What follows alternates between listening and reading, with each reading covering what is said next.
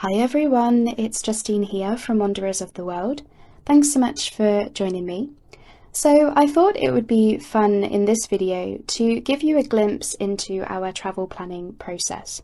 So for us, regardless of where we're going, the process is pretty much the same every single time.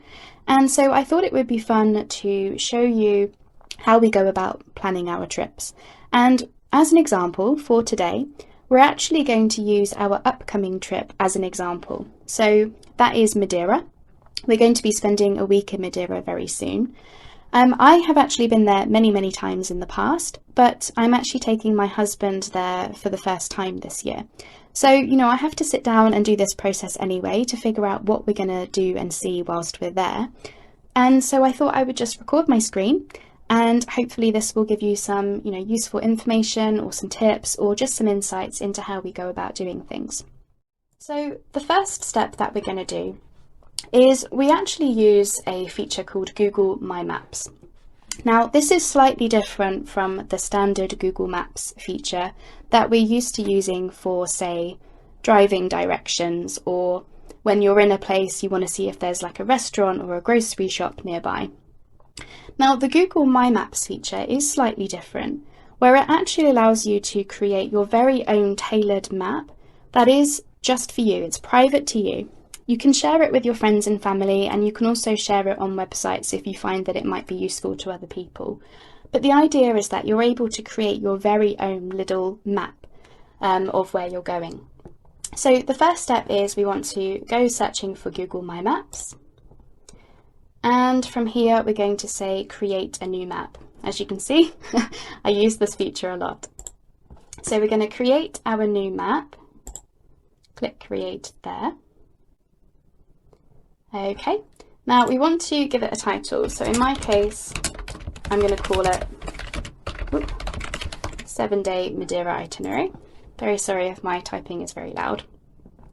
Now, the first step that we want to do is start putting in some of our must-sees. So you know how when you're first getting to grips with the place that you're going, you probably already have a vague idea of what you're going to see in that place. So maybe you've looked at travel blogs, maybe you've seen things on social media, maybe a friend has told you about the things that you want to see and do. You probably already have an idea of what you're going to do, at least in some way or form. As an example, if you're in Paris for the first time, you're probably going to want to see the Eiffel Tower, you're probably going to want to see the Eiffel Tower lit up at night, and you're probably going to want to see the Louvre Museum if you're interested in, fine art and stuff. So you could probably have an idea. So we're going to start there. So if we use Madeira as an example, I'm going to pop in what I believe is my first shortlisted place, my first must-see, as it were. And for me, I would say that it's the Funchal Cathedral. So Funchal is the capital city of Madeira. And for those of you that you don't know, Madeira is a Portuguese island, and it's very beautiful. I absolutely love it. So I kind of steamrolled ahead. I do my usual, I'm talking away. So when I went to search for the cathedral, hopefully you saw that I clicked add to map. And what we get is we get this little marker, and it defaults to this dark blue colour. Now I usually change this so that it sort of stands out a bit, because for me this blue is the same colour as, say, like, public transport stops and stores and things.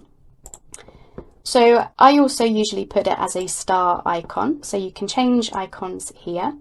You can also search for more icons, and we'll get into the sort of nitty-gritty in a minute. But for now, I'm just going to click the star icon, and I'm going to give it just a really bright yellow feature. So if I zoom out, there's no mistaking that's something that I've added to the map.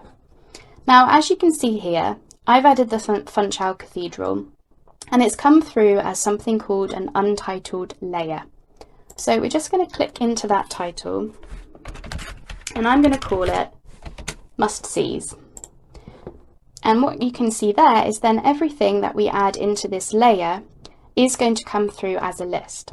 So if we click into it, I'm going to search for my next thing. So I know that we want to go to Santa Catarina Park. That's also, you know, near Funchal.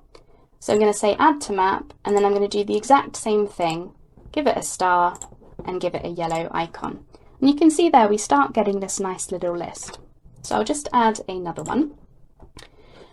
So if I sort of scroll around the map, just like you would in Google Maps, I then see this fort that I'm pretty sure I want to show Scott this, because it's pretty historic. It's bright yellow, it's very iconic to Funchal. So I'm going to add that. And in fact, it actually says there in the title, Yellow Fort. So again, I'm going to give a star icon and a yellow colour. And what you can see there is we're starting to build out this little short list of things to do in this particular city of Madeira. Now, you want to keep going until you've got all of your shortlisted items. So all of your must-sees are all in a nice little list for you to be able to look at. And you can really split this process down. So as an example, if I was not filming, I would just go through putting all of the must-sees into this list, just as you're seeing me doing. And I would spend, you know, a good hour or so doing that. Obviously, I'm not going to film for that long, so I'm going to leave it there. I'm going to use those as an example. But, you know, if you're new to planning your trip, you might want to just sort of sit down for the afternoon and just start plotting out the must-sees that you've, you know, read about on blogs, you've heard about them from friends and family, you've seen them on social media, wherever it is that you've seen them in guidebooks, you know, wherever you get your inspiration from, you can start building out your shortlist. Now, once you've done that, so once you've got a good idea of all of the things that if you got the time for, you would do everything on that list. Obviously, many of us have limited time to travel, so you might not be able to get everything done on your list, but this is where the next part of the process comes into play. And this is where we're going to start building out an itinerary. So from here, what we're going to do is we're going to say add layer, click into it again, and we're going to call this day 1, and then whatever it is that you're going to see or try and do on that day. So in our case, the first day is going to be Funchal. Now we're actually going to be spending a week in Madeira, and the truth is I can't remember what time our flights are. They are booked, but I can't remember off the top of my head. But I have a feeling we're probably only going to get, you know, an afternoon or an evening in Funchal, which is fine. But, you know, I'm not going to put everything into this first day. So I'm going to add a second layer, and you might have guessed, we're going to call this day 2. Now, if you don't know what you're going to do on each day, just save it as day 2 and you can come back and rename it later. But if you do know, and in the case of us, I'm pretty sure I'm going to want to do the West Island tour. Now this is a coach tour that you can do in Madeira, where it will take you to lots and lots of places all along the west of Madeira. So lots and lots of stuff over here, all as just one big day trip that you do, you know, with a coach load of people. Coach trips are not for everyone. I personally wouldn't be caught driving in Madeira. I'm a very nervous driver, so I wouldn't do it. It's, you know, there's quite narrow, steep roads. Some people do just fine. For me, I just wouldn't do it. So I'm going to be relying on coach tours, and I'm sure my husband would be thinking the same. And so from here, we can start building out some things. So say I had this long list of must-sees, and let's just pretend for the sake of this video, we do have all day to spend in Funchal. So what I could do is I could start pulling in my must-sees into my list. So I'm just going to highlight the first one, so I've just clicked it, and then I'm just going to drag and drop. You see there, I dragged and dropped it into this layer, so into the Funchal layer. So again, if we click it and drag and drop, click, drag and drop. Unfortunately, Google Maps is a little bit tricky with the drag and drop feature. It's a little bit slow, so just, you know, be patient with it, but eventually you'll be able to drag and drop your different things into the different layers. So that's what we can do. Now, if we select day 2, so I'm going to click the layer, just like so, so you get this blue, like, highlighted option. So now we're in day 2. And because I know that we're doing this West Island tour, what I might want to do is just put out some attractions or places that I know we're going to see on the tour. So as an example, I know one of the first stops is Camara de Lobos. Now if I zoom in, I have a feeling we actually want to put the sort of like port area. That's where we're going to focus. And I'm going to click it as a star again, because again it's just easier for me to see what I've added to the map. And we might want to colour code it differently, so maybe we want to put it as a purple star. And because then what we can do is, if I zoom out again, we've got all of the day 1 stuff as yellow, for example, and we're going to have all of the day 2 stuff as purple. So you can really then see at a glance exactly how your trip is sort of coming along. So again, still sticking with day 2, I know that the next stop is probably Caballero. So again, I'm going to give that a purple star. And then I also want to pop in the volcanic rock pools in Puerto Minutes. You can actually swim in those. They're volcanic rock pools, natural ones, very cool. Am I selling Madeira to you right now? Hopefully I am. Now, of course, that's a big gap, isn't it? Visually, I mean, going from here to here, that's going to be a rubbish day trip. Obviously, I've not filled out everything. I just wanted to give you an idea of what the process looks like. And really, you can go through all your different layers like that. So if I had sat down for an hour or two and had this long list of must-sees, I might still have some stuff up in this must-sees layer, which I could then fill into gaps later on as I plan out the 7 days that we've got. Maybe day 5 is a bit empty, and then I can start pulling in some of these must-sees and maybe having a think about how we're going to fit those in. So really you can build it out like that. That's how I would go about doing it. Now when it comes to planning itineraries, I usually say you don't want to make, you want to sort of focus on an absolute max of 2 or 3 main things to do per day, absolute max. That's just a tip that I've picked up along the way, really. So for the case of like day 2 where we've got this coach tour, obviously we'll be seeing a lot more places than just 2 or 3 places. But the main thing we're doing that day is just the one coach tour. We're letting somebody else figure out where we're going. We're just doing that one thing, right? In the case of Funchal, we might spend the whole day doing these 3 things, maybe 1 or 2 other things, depending on how fast we walk or something. But, you know, as a general guide, 2 to 3 things is probably enough. The reason I say that as well is because you don't necessarily know how long things are going to take you to do. So, you know, if we think about the cathedral, in my head, I've got, you know, maybe we would spend absolute max an hour photographing it, exploring inside, wandering around for a bit, right? But maybe there's a service on when we visit, and maybe we end up spending 2 hours there. You know, we don't know, do we? So by having a small amount of things planned in, you will then have flexibility for adding other stuff later. And if you use the Google My Maps feature, you'll have this nice long list of must-sees that maybe you've still got some left over that you haven't had time for. You could then look at that list. If you find, well, actually this took us an hour less than we were expecting, you could maybe go and do one of those things as well, depending on where they are. Now, the reason that we use the maps feature is really because of the visual behind it. So in the case of coach tours, obviously somebody else has planned out what order you're going to do things in. But when you're planning out, say, your own walking tour around a city, or you're planning a day trip in a city, or you're doing your own road trip, for example, the visual point of the map is it will give you that ability to see where things are in relation to each other, and whether it's actually feasibly possible for you to do the things that you're suggesting in the order that you want to do them. For example, if I zoom in on Funchal. Now, Funchal admittedly is quite a small city, So, you know, we've got 3 things listed here, which if I were to walk from here to here, it would probably take, without stopping, half an hour, if that. It's not going to take me very long.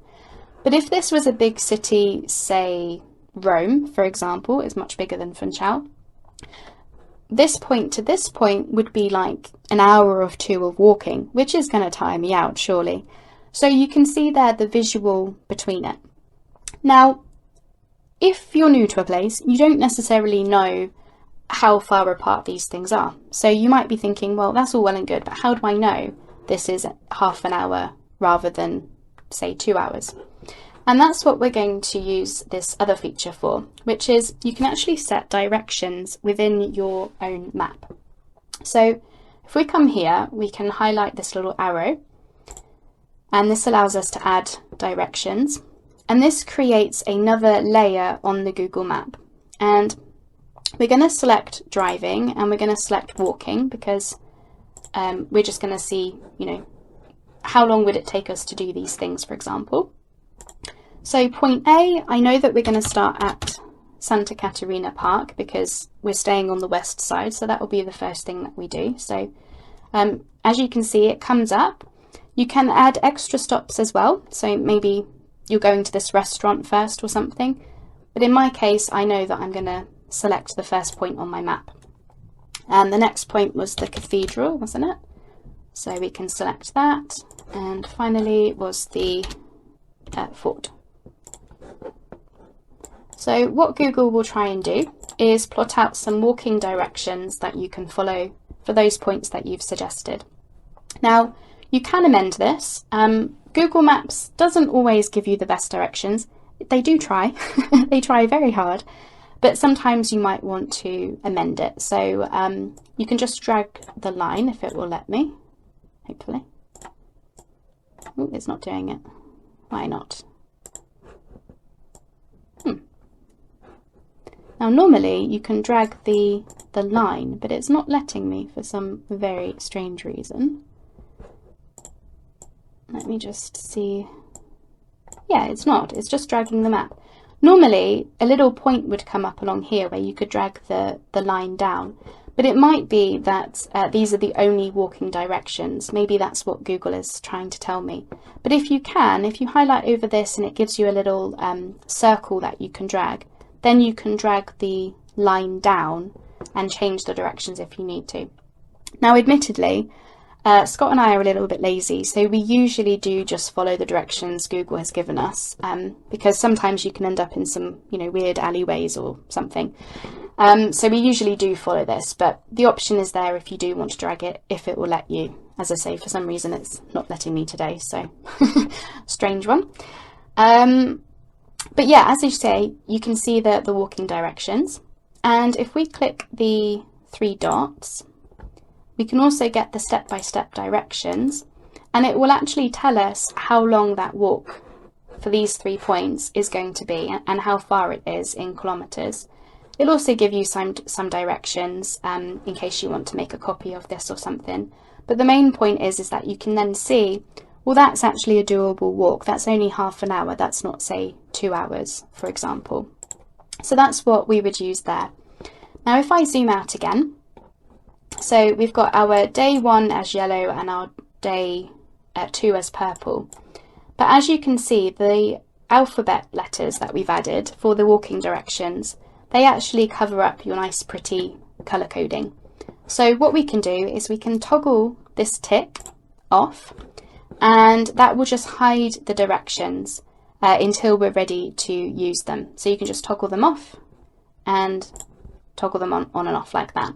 So I would only have them toggled on if we were actually setting out to do that walk and we wanted to follow the directions that Google was giving us. Because at this point, all I want to double check is through the 7 days we've got, are we covering, you know, the best bits? Are we covering the bits that we really want to see and do? Now, something else to bear in mind with using Google My Maps in this way is the layers we've added here for, you know, your must-sees, your days, your walking directions. I think you're actually capped at, I think it's about 10 layers I think it is 10 layers. That is the absolute max from memory. So for example, if you had a 2-week trip, you wouldn't be able to have an individual layer for each day.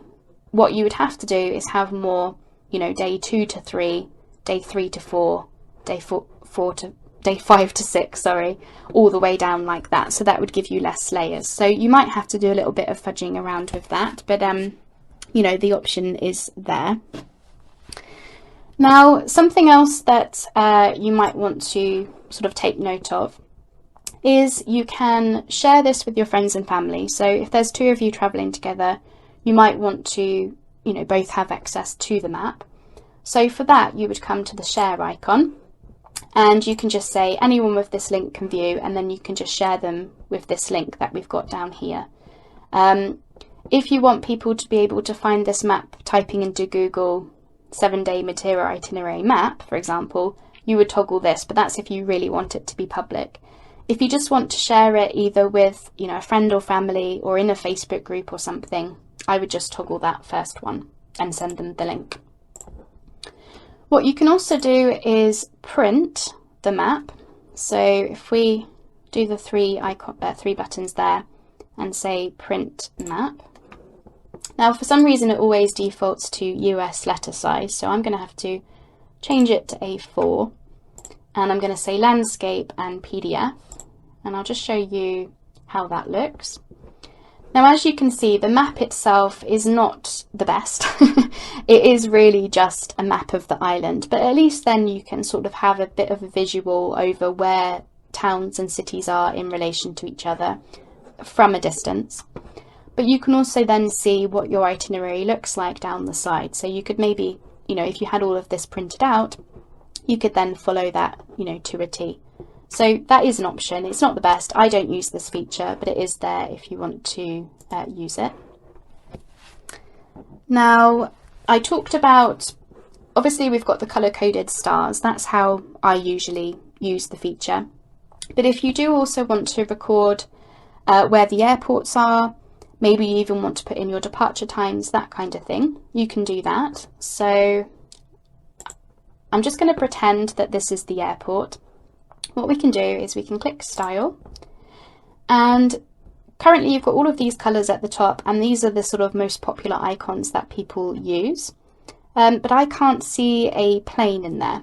So I'm going to come to More Icons, and you've got all of the different criteria along the top. So you could just filter it by transportation and find your plane, or you could just type in here plane, train, boat, all the rest of it. Whatever you can think of, it probably has an icon. So I'm going to use the plane icon. And then maybe I want to set it as its own colour. So let's go for this sort of reddy orangey colour. Again, I don't use blue in the Google Maps because Google already uses quite a lot of blue. So you can see there straight away, I know that that's where the airport is. Again, let's just pretend. So that will also help you visualize where things are in relation to, you know, the airport. What we can also do is you can also rename these. So at the moment we've got Santa Catarina Park as the airport. Obviously that would usually say Funchal Airport. But what we can do is click the pencil icon and rename it, whatever you like. And you can also add in some extra notes. So for here, the way that I would use this is if you wanted sort of an arrival time, you know, say for example we're arriving at 3 p.m. via the plane, you could have a little note in there to say that, and you could save that. So every time then you click on that little icon, if I click off of it, there you go, you can see your notes straight away. So that's how I would use that sort of feature. Now, this was really how we used to plan our itineraries, and we used to just use Google Maps, and then if we had tickets or confirmation emails, flight times, that kind of thing, we would then have either a series of spreadsheets or we would have to upload stuff to Google Drive. So we would end up with a mix of a Google map that we've created, just like I've shown you today. We would have a bunch of stuff in a Google Drive, a shared one, and we would have a bunch of stuff in spreadsheets. But since then, what we've actually done is we've created our own tool that we now use, and I thought it would be interesting just to show you that. So obviously the map gives you this really visual feature so that you can start plotting out what order you're going to do things in. Does it make sense, the order that you're doing them in? Once you've then decided on what your itinerary is going to look like, we're then going to use the tool that we've recently created. Now this is our trip planner tool. So this is the original version. It's a sort of almost like a blank, can be used for any trip type version. We do have some destination specific ones as well, and we've got more coming. But this is the sort of general one, so I thought I was best showing you this first. So this is really a central place. Rather than having to flip between different tabs to have a map and a Google Drive and a spreadsheet and all the rest of it, we've actually created this tool which has everything in one place.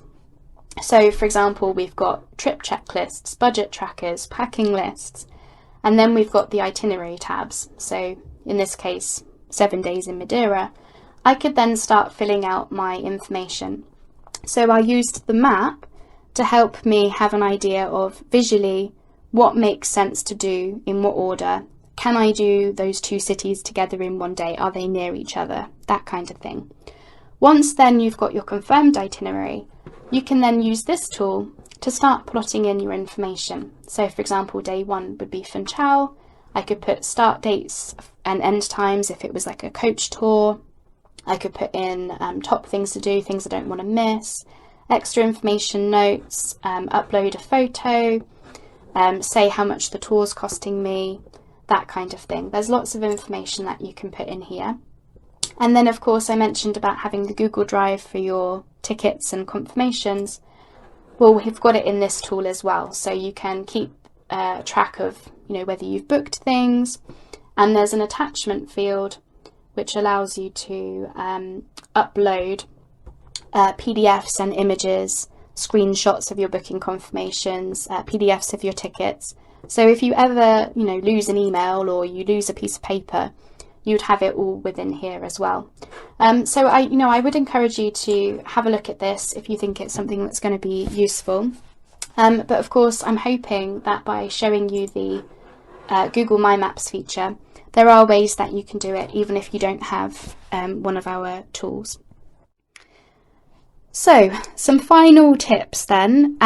Hopefully this has given you a good overview of how we go about planning our trips, plotting things in, getting a good idea of getting our bearings and everything. Just some final tips. The Google My Maps feature is also helpful if you want to find restaurants near sites you're going to. So if I zoom in on Funchal,